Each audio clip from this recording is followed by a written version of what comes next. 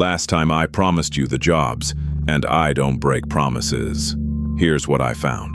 7 real jobs from history so disgusting, so dangerous, so wrong that every single one of them would get you arrested today. But here's the part that kept me up at night. Somewhere on this list is a job so revolting that most people wouldn't touch it for any amount of money. And the man who did take it became one of the most powerful people in the entire kingdom. Rich, feared, whispering in the ear of a king. I'm not going to tell you which one yet. Watch closely, because you will not guess it. Grab your flashlight. Let's get sketchy. Number 7. You wanted the leeches. Here they are. In the 17th century, doctors believed leeches could cure almost anything, which meant someone had to catch them. That someone was usually a poor woman who waded into cold, murky swamp water and used her own bare legs as bait. She'd stand there, waiting until her legs were covered in them. Then she'd peel them off, drop them in a jar, and do it again, all day, for pennies. The blood loss alone left many collectors dizzy, anemic, and sick for years. And I know what you're thinking. Surely that's the worst one. Oh no, we're just getting warm. Keep that mystery job in the back of your mind. It's coming. Number 6. Imagine being punished for someone else's crimes. When a young prince misbehaved, skipped his lessons, mouthed off to a tutor, no one was allowed to hit him. He was royal, untouchable, so they kept another boy nearby. And when the prince did wrong, they whipped the other boy instead, in front of him. That was the entire job. Take the pain the prince earned. It sounds like a nightmare. But here's the twist history rarely tells you. Some whipping boys grew up beside the prince, became his closest friend, his most trusted man, and rose to power with him. A few ended up richer than the nobles who once ordered the beatings. Suffering, it turns out, was sometimes an investment. Remember that. It matters later. Number 5. Some jobs you did in daylight. This one only existed after dark. In the 17 and 1800s, medical schools needed bodies to study, far more than the law allowed. So a quiet trade appeared. Men who crept into graveyards at night, dug up the freshly buried, and sold the dead to anatomists. They called themselves Resurrectionists. Everyone else called them body snatchers. They worked in silence, by lantern light, racing to finish before dawn. Because if the town caught them, the town did not call the constable. They handled it themselves.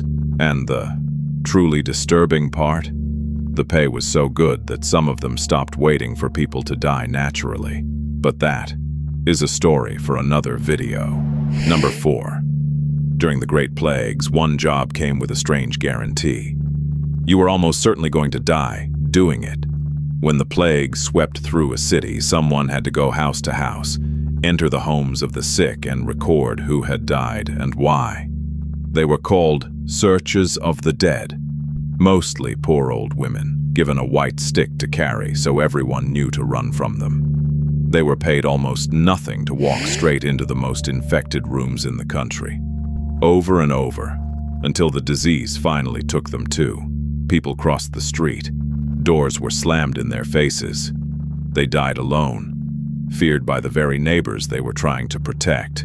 And still, this isn't number 1. Which brings me back to that mystery. One of these jobs made a man powerful. We're almost there. Number 3. This is the one people mean when they say, the worst job in history. A Gong Farmer emptied the cesspits, the human waste, of an entire city, by hand. And by law, he was only allowed to work between midnight and dawn, because the smell was considered a danger to the public. So while the city slept, he climbed down into pits of filth, sometimes up to his chest, and shoveled it out bucket by bucket all night long. Some Gong Farmers suffocated on the fumes. At least one is recorded to have drowned down there. The pay was unusually high, for an obvious reason. Not everyone came back up. And yet, as grim as this is, it is still not the job I promised you. The powerful one is next. And it's not the one you'd ever expect. Number 2. Here it is. The mystery I opened with. In the royal court of England, there was a position of enormous prestige. Only the most trusted man could hold it. He had private access to the king, more than dukes, more than generals. He controlled who saw the monarch. He knew every secret. He grew wealthy, powerful, and feared, and his actual job was to assist the king on the toilet, to physically clean him afterward. That was it. That was the role. But being that close to the crown, every single day, in the king's most private moment, it made the Groom of the Stool one of the most influential men in the entire kingdom. Some became knights. Some became advisors who shaped history. The most disgusting job in the palace was also the most powerful. I told you you wouldn't guess it. And number 1. This one isn't disgusting. It's something worse. It's sad. In parts of old Britain, when someone died with sins still on their soul, the family called for a sin eater. He would arrive at the house. A piece of bread was placed on the chest of the dead. He ate it, and with it, the villagers believed, he swallowed the sins of the deceased, freeing their soul and staining his own. He was paid a few coins, and then he was sent away. Because the sin eater was cursed by his own work, people believed he carried the guilt of every soul he'd ever cleansed.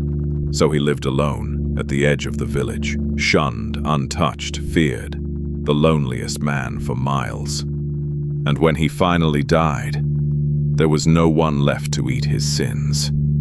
He carried them all into the dark, alone. Leech collectors, body snatchers, a man who cleaned a king into power, and one who damned himself to free the dead.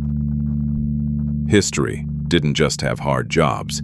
It had jobs that quietly destroyed the people who did them. Tell me in the comments, which one would you have survived? Be honest, and subscribe with the bell because there's a thread I can't stop pulling. All these people were trying to survive a world that was constantly trying to kill them. And the things they swallowed to stay alive, the medicines, the cures, the tonics they trusted, were often the very things killing them. Tomorrow we open the medicine cabinet, and you're not ready for what's inside. See you tomorrow.